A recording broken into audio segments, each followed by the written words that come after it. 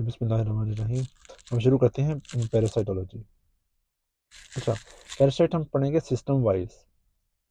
सबसे पहले है जीआई सिस्टम को इन्वॉल्व करने वाले प्रोटोजोआ। कौन कौन से हो सकते हैं? जियार्डिया, एंटीमीबा और क्रिप्टोस्पोरिडियम। तो जियार्डिया जो है ना वो बहुत हाई यील्ड है इम्तिहान में आने के लिए।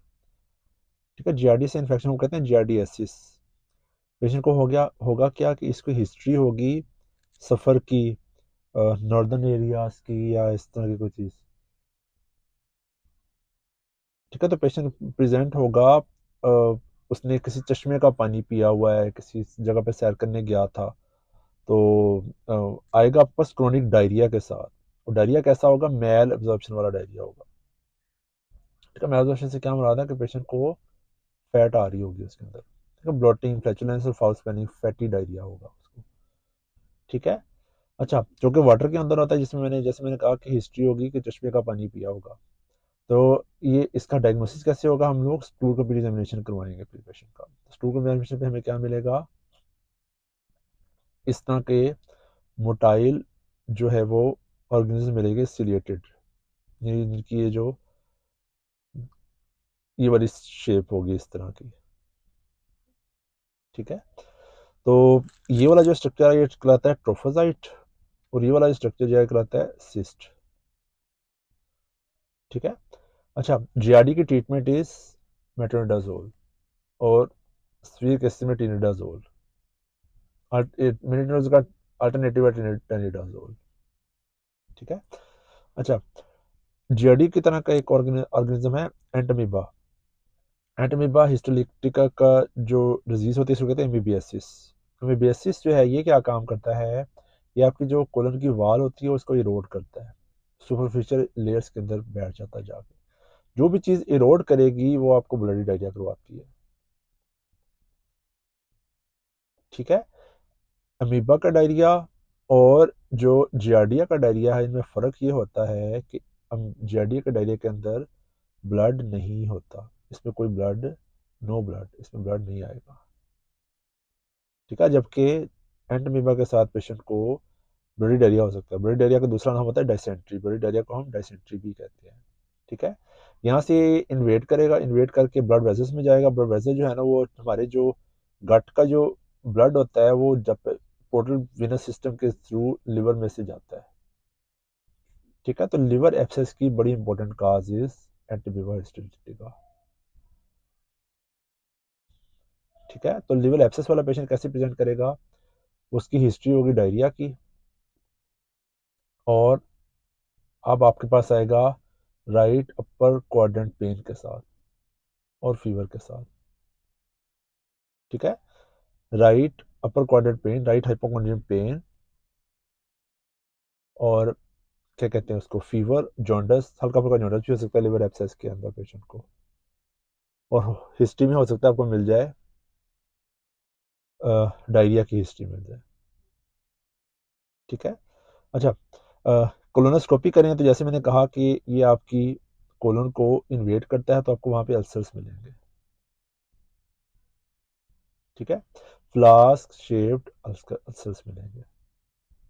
अच्छा, फैलता कैसे है? वाटर के थ्रू। फीकल और रूट है इन सबके, बेसिकली फीकल और रूट है।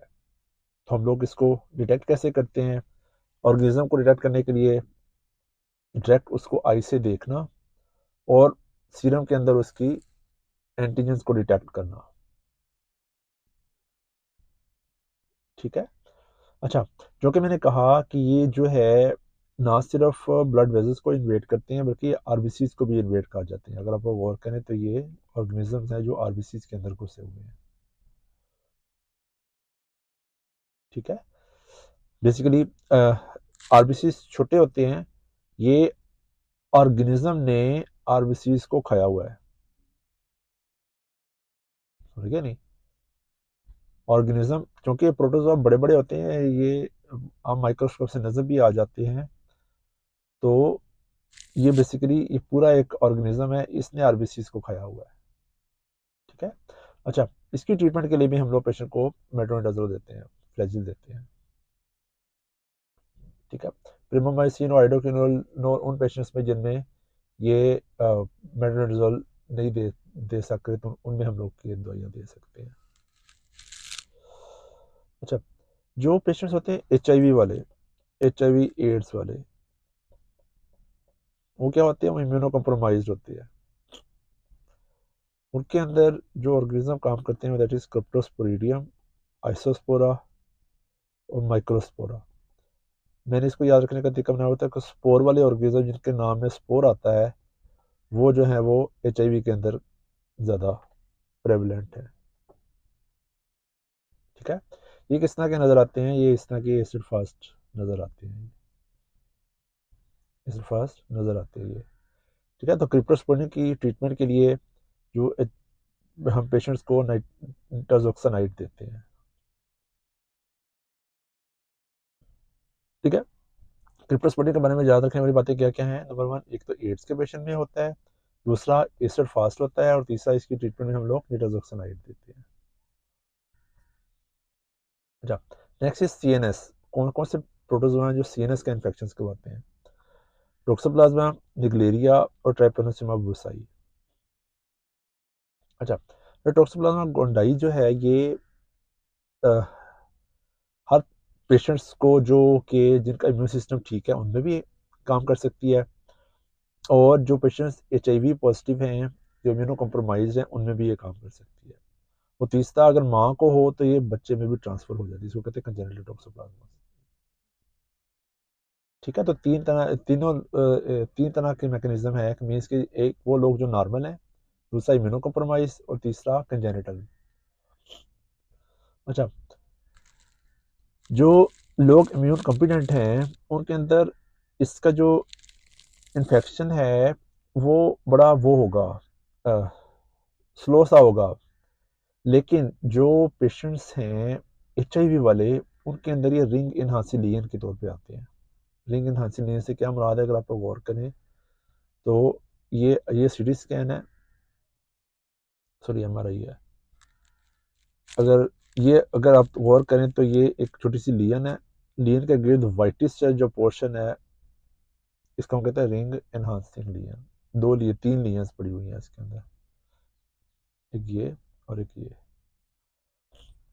ठीक है, रिंग एनहांसिंग लियन की बड़ा इंपॉर्टेंट डिफरेंशियल डायग्नोसिस टोक्सोप्लाज्मोसिस। इसकी कुछ और काजेज भी हो सकती हैं, लिम्फोमा हो सकता है, मेटास्टेसिस हो सकता है। ठीक है, लिम्फोमा और मेटास्टेसिस रिंग एनहांसिंग लियंस की बाकी दो काजेज हैं। अच्छा जी, चूंकि ये ब्रेन के अंदर है तो ब्रेन का इंटरनल प्रेशर इंक्रीज करेगी, तो पेशेंट को हेडेक होगा, हेडेक के साथ पेशेंट को क्या हो सकता है, वॉमिटिंग हो सकती है, और हाइड्रोकल्फस डेवलप हो सकता है। हाइड्रोकल्फस से क्या मुराद है, आपके जो वेंट्रिकल्स हैं आपस में कनेक्ट ना होने की वजह से CSF एब्जॉर्ब नहीं होगा तो ब्रेन का प्रेशर इंक्रीज होगा। ठीक है, अच्छा, टोक्सोप्लाज्मा जो है वो मीट के थ्रू फैलता है, कच्चे मीट के थ्रू, और कैट के साथ इसकी एसोसिएशन है। बड़ी दफ़ा ऐसे होता है कि हम लोग जो हैं रिंग एनहांसिंग लेयर्स नज़र आए, बाकी दो जो कंडीशंस हैं लिम्फोमा और मेटास्टेसिस, इनके लिए हमको बहुत ज़्यादा ट्रीटमेंट नहीं की जा सकती। बड़ी दफ़ा ऐसे होता है कि हम लोग जो कि पेशेंट को सीरोलॉजी करवा लेते हैं, लेकिन बायोप्सी बहुत मुश्किल होगी, ब्रेन की बायोप्सी कैसे की जा सकती है, तो एम्पेरिकली उसको सल्फाडाइजिन पिरिमिथामिन दे देते हैं। ठीक है, ये दवाई हम लोग मलेरिया में भी यूज़ करते हैं, फैंसी डार के नाम से आती है। ठीक है, सल्फाडाइजिन और पिरिमिथामिन के नाम से। अच्छा, जो है बच्चे, चूंकि ये टोक्सोप्लाज्मा आपके प्लेसेंटा को क्रॉस कर सकता है, इस वजह से ये क्या करवाता है, कंजेनिटल टोक्सोप्लाज्मोसिस भी करवा सकता है। तो बच्चा कैसे प्रेजेंट होगा, कोरियोरेटिनाइटिस, हाइड्रोकेफलस और इंट्राक्रैनियल कैल्सिफिकेशन के साथ। ये बड़ा ही कॉमन USMLE का क्वेश्चन है कि बच्चा प्रेजेंट हुआ है, उसका MRI करवाया तो उसको इंट्राक्रैनियल कैल्सिफिकेशन हैं, कोरियोरेटिनाइटिस थी और हाइड्रोकेफलस है उसको। ठीक है, अच्छा, निगलेरिया, पब्लिक हेल्थ का एक बड़ा important topic, that is Naegleria fowleri. Why? क्योंकि जिस पेशेंट को हो जाए तो वो बचता नहीं है, रैपिडली फेटल है। कुछ दिनों में हमने पेशेंट्स देखे हुए हैं, पेशेंट्स डायग्नोसिस के विद इन 1 to 2 डेज उनकी डेथ हो जाती है। ठीक है, इसके साथ आपको हिस्ट्री मिलेगी कि पेशेंट स्विमिंग पूल में नहाया है। इसका मसला ये है कि ये होता ही फ्रेश वाटर के अंदर है। ठीक है, ट्रीटमेंट में हम लोग कोशिश कर सकते हैं एम्फोटेरिसिन बी देने की, लेकिन वो भी बहुत थोड़े लोगों में काम करती है। अच्छा, फिर आखिर में आता है ट्राइपेनोसोमा ब्रूसाई। ट्राइपेनोसोमा बेसिक करवाती है स्लीपिंग सिकनेस।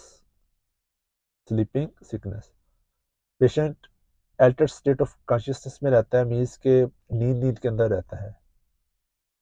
ठीक है, इतना, और अगर इन्फेक्शन ज़्यादा हो तो पेशेंट कोमा में भी चला जाता है। ठीक है, अच्छा, सीसी फ्लाई होती है, मक्खी होती है, उससे ये फैलता है, और सीसी फ्लाई की जो बाइट है वो पेनफुल होती है।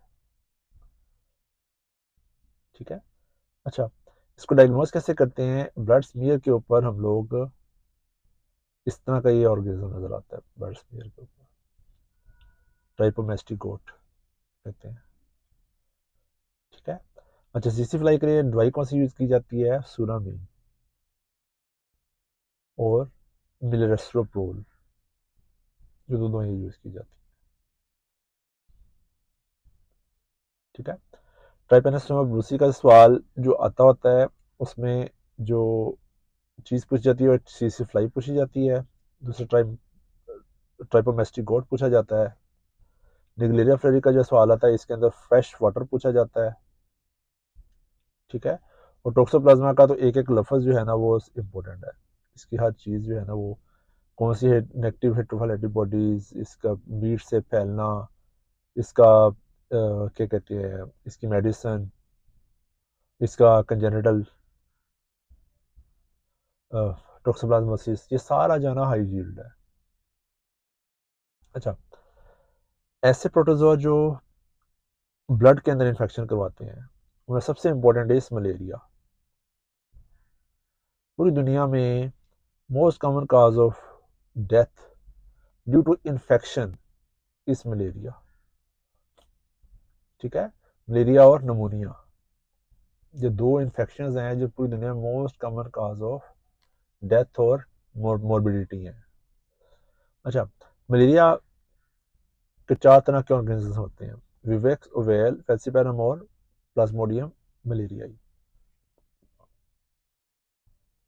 ठीक है, अच्छा, मलेरिया जो है, चूंकि ये जो ऑर्गेनिज्म है ये इन सेल्स के आरबीसी के अंदर घुस जाता है, तो आरबीसी के अंदर घुस के डिवाइड होता है। तो डिवाइड होने से क्या होगा? सेल्स टूटते हैं। सेल्स जब टूटते हैं तो अंदर से और ऑर्गेनिज्म निकलते हैं, ये ऑर्गेनिज्म जाके मजीद आरबीसी को डैमेज करते हैं, तो इसको कहते हैं हिमोलिसिस। जब हिमोलिसिस होगी तो पेशेंट को क्या होगा? बिलीरुबिन आएगी। ठीक है, बिलीरुबिन जब यूरिन में रिलीज होगी तो बिलीरुबिन यूरिया होगा, और जब हेमोलिसिस होती है बिलीरुबिन भी आती है और हीमोग्लोबिन भी निकलती है। हीमोग्लोबिन और बिलीरुबिन दोनों जब यूरिन से निकलते हैं तो हीमोग्लोबिन यूरिया होता है, तो यूरिन का रंग पेशेंट को डार्क हो जाता है। ठीक है, अच्छा, ये जो हिमोलिसिस वाला लफज है ये स्पेशली इंपॉर्टेंट है फेल्सीपेरम के साथ, फेल्सीपेरम के साथ। ठीक है, फेल्सीपेरम का लफज आप लोगों ने लाजमी याद रखना है, क्योंकि ये सीवियर डिजीज करवाता है। फेल्सीपेरम सीवियर डिजीज करवाता है, और ये नज़र किस तरह का आता है? जैसे कि ये रिंग फॉर्म होती है। ठीक है, रिंग फॉर्म जो है वो किस में नजर आती है? फेल्सीपेरम के अंदर। अच्छा जी, विवेक्स और ओवेल का मसला ये है, जो मैं जैसे मैंने कहा था कि आरबीसी को इन्वॉल्व करते हैं, आरबीसी को तोड़ते हैं, और आरबीसी जब ये लिवर के अंदर जाकर छुप के बैठ जाते हैं। अगर हम लोग आरबीसी वाले को ऑर्गेनिज्म को ट्रीट कर भी दें तो कुछ अर्से बाद जो लिवर में छुप के बैठे हुए होते हैं वो दोबारा डिजीज करवा देते हैं। ठीक है, तो इस वजह से हम लोग पेशेंट को ऐसी दवाई देते होते हैं कि जो लिवर में छुप के बैठे हुए हैं उनको भी किल कर दे। ठीक है, अच्छा, डायग्नोसिस कैसे करते हैं इन सारे ऑर्गेनिजम्स का? डेफिनेटली हमने ऑर्गेनिज्म को अपनी आई से देखना है, ये आरबीसी के अंदर है, तो पेरिफेरल स्मीयर। ठीक है, इसको हम कहते होते हैं थिक और thin slide, slide for malaria, malaria parasite, MP slide इसको बोलते होते हैं हम लोग क्लिनिकली। ठीक है, अच्छा रिंग फॉर्म होती है, चाइजोन फॉर्म होती है। हमें जो नज़र आता है कि कैसे जो है पेरिफेरल स्मीयर के ऊपर आरबीसी के अंदर ऑर्गेनिजम्स घुसे हुए हैं।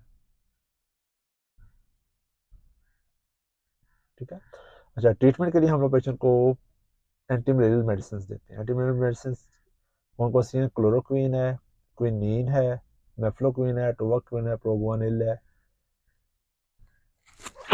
आर्टीमेथर है, क्लिंडामाइसिन भी यूज होती है। ठीक है, अच्छा जो एग्जाम पॉइंट ऑफ व्यू से इन मेडिसिन का एक ताल्लुक है, वो है कि जब पेशेंट को G6PD डेफिशिएंसी हो तो वो पेशेंट पहले ही उसको खदशा होता है कि उसको हेमोलिसिस हो जाएगा। तो क्विनीन देने से अगर पेशेंट को हेमोलिसिस में वर्सनिंग आ जाए तो ये देखना चाहिए कि इसको G6PD डेफिशिएंसी है। ठीक है, क्विनीन और प्रामाक्विन दोनों क्या करवा सकती हैं इन पेशेंट्स विद G6PD डेफिशिएंसी, उनके अंदर हेमोलिसिस वर्सन कर सकती हैं। ठीक है, लेकिन जब डिजीज सीवियर हो, स्पेशली फेल्सीपैरम के साथ, तो हमें क्विनीन देना ज़रूरी भी होता है, क्योंकि क्विनीन आईवी अवेलेबल है। आजकल नई दवाई है जिसको हम लोग कहते हैं आर्टम, आरटी मेथड देते हैं। ठीक है, अच्छा नेक्स्ट इज बेबिशिया। बेबिशिया कैसे काम करता है? ये भी इंट्रा सेलुलर होता है, आरबीसीज के अंदर होता है। ये भी क्या करवाएगा? हेमोलिसिस करवाएगा। ठीक है, अच्छा इसकी भी दो फॉर्म्स होती हैं, रिंग फॉर्म और क्रॉस फॉर्म। ठीक है, अच्छा जो बेबिशिया है इसके साथ जो लफ्ज़ याद रखने वाला है, नंबर 1 इसकी डिजीज को कहते हैं बेबिशियोसिस, और ये टिक से फैलता है, टिक से फैलता है, लाइक ब्रोलिया बुर्जोफिराई। और दूसरा इसकी ट्रीटमेंट हम लोग देते हैं टोवाक्विन और अजिथ्रोमाइसिन देते हैं।